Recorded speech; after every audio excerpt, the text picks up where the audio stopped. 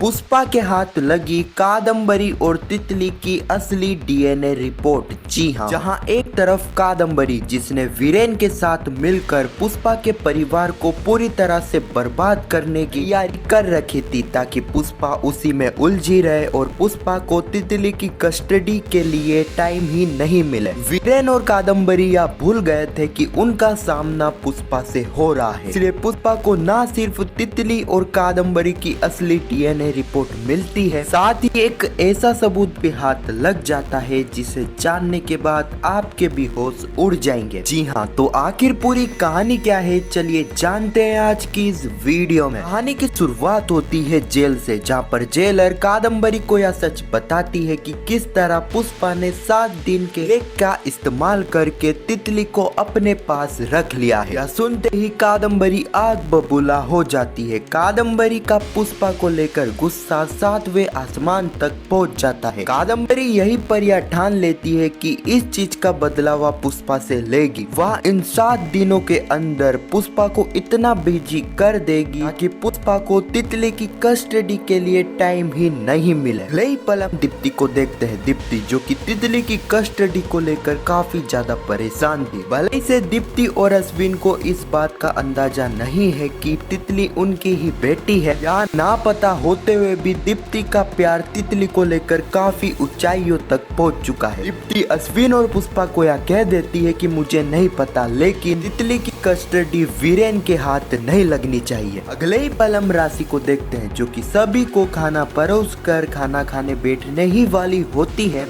मधुमती जी राशि को रोकती है और कहती है, राशि तुम ये क्या कर रही थी? तुम्हें पता है इस घर के रीति रिवाज कितने स्ट्रिक्ट है। हमारे परिवार में यह रिवाज है कि जब तक सभी खाना नहीं खा लेते, जब तक घर की बहू खाना नहीं खाती है, सभी को खाना खिलाने के बाद ही घर की बहू खाना खाती है। अब यह रिवाज कहीं ना कहीं राशि को काफी अटपटा लगता है, लेकिन राशि यहाँ पर मधुमती जी को कुछ भी नहीं कहती है। अगले ही पल हम पुष्पा को देखते हैं। पुष्पा जो कि जज साहब को रोकती है, उनसे तितली की कस्टडी के लिए बात करती है। तभी यहाँ पर हम देखते हैं कि जज साहब पुष्पा के ऊपर काफी भड़क जाते हैं। पुष्पा को कहते हैं, Pushpa ji child welfare committee की रिपोर्ट आ चुकी है। उस रिपोर्ट के अनुसार तितली की कस्टडी वीरेन सेतलवाल को ही मिलेगी। पुष्पा यहाँ पर काफी रिक्वेस्ट करती है। पुष्पा इस केस को रीओपन करवाने के लिए जज को कहती है। पहले तो जज मना कर देते हैं, लेकिन बाद में वह पुष्पा को कहते हैं, पुष्पा जी आप इतना कह रही है तो मैं आपको 1 दिन का समय देता हूँ। 24 घंटे के अंदर आपको ठोस सबूत कोर्ट में पेश करना होगा। अगर आप ऐसा नहीं कर पाती हो तो ना ही तो आपको तितली की कस्टडी मिलेगी, साथ ही मैं आपका लाइसेंस भी रद्द कर दूंगा। पुष्पा बिना कुछ बोले इस शर्त को मान लेती है। पुष्पा को यह अंदाजा बिल्कुल भी नहीं था कि 24 घंटों के अंदर वह ठोस सबूत कहां से लाएगी। अब पुष्पा के पास एक ही चारा बचा हुआ है, जो कि है वह डीएनए रिपोर्ट। अगले पल हम कादम्बरी को देखते हैं। कादम्बरी जो कि वीरेन सेतलवाल को कॉल करती है और उन्हें कहती है, पुष्पा रांदेरिया को अच्छे से जानती हूँ। पुष्पा को सिर्फ 7 दिन का टाइम मिला है। मुझे पता है कि तितली की कस्टडी के लिए पुष्पा किस हद तक जा सकती है, इसलिए आपको एक ही काम करना होगा। आपको इन 7 दिनों के अंदर पुष्पा को इतना बिजी कर देना है, पुष्पा के परिवार को पूरी तरह से बर्बाद कर देना है कि तितली की कस्टडी के लिए पुष्पा को टाइम ही ना मिले। अगले पल हम देखते हैं चिराग जो कि कहाँ जा रहा होता है, लेकिन तभी कुछ गुंडे आकर चिराग को किडनैप कर लेते हैं। दूसरी तरफ एक अनजान आदमी जो कि अंश के पास आता है और अंश को एक आइसक्रीम दे देता है। बिना कुछ सोचे समझे उस आइसक्रीम को खा लेता है। अगले पल हम प्रार्थना को देखते हैं जिसे अपना सस्पेंड लेटर मिल गया था। देखकर प्रार्थना काफी ज्यादा हैरान हो जाती है। प्रार्थना को पता चलता है कि यह लेटर उसे इसलिए मिला है क्योंकि उसने जेलर को धमकाया था। यहाँ पर इतना कुछ पुष्पा के परिवार के साथ हो रहा था, लेकिन इतना काफी नहीं था। दूसरी तरफ हम देखते हैं पुष्पा जो कि मंदिर में जाती है। वहाँ पर ही पुष्पा को डीएनए रिपोर्ट मिलने वाली होती है। पुष्पा को डीएनए रिपोर्ट भी मिल जाती है, लेकिन तभी हम देखते हैं एक आदमी जो कि पुष्पा के ऊपर गोली चला देता है। पुष्पा यहाँ पर नीचे गिर जाती है। पुष्पा को यहाँ पर गोली नहीं लगी थी, पुष्पा को गोली छू कर निकली थी।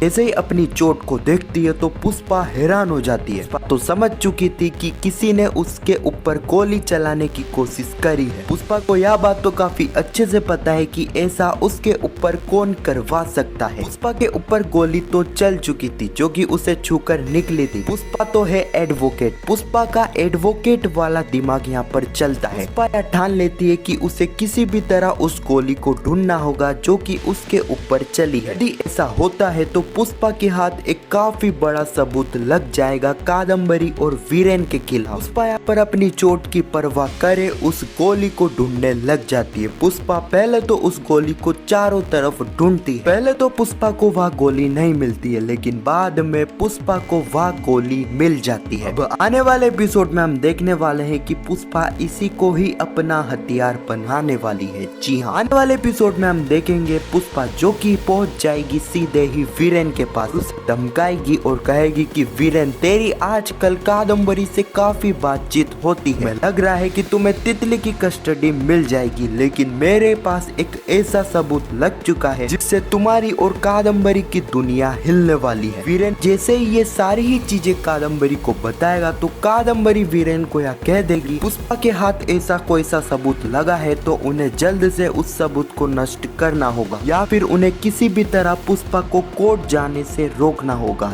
जी हाँ, तो यही कुछ कहानी है जो कि पुष्पा इम्पॉसिबल के आने वाले एपिसोड में हमें देखने को मिलने वाली है, जो कि काफी ज्यादा इंटरेस्टिंग रहेगी। खैर आपको यह वीडियो कैसी लगी कमेंट में जरूर बताना, और वीडियो पसंद आई तो वीडियो को एक लाइक जरूर करना, और पुष्पा इम्पॉसिबल के आने वाले एपिसोड की ऐसी वीडियो के लिए चैनल को सब्सक्राइब अवश्य करना। जब तक के लिए धन्यवाद।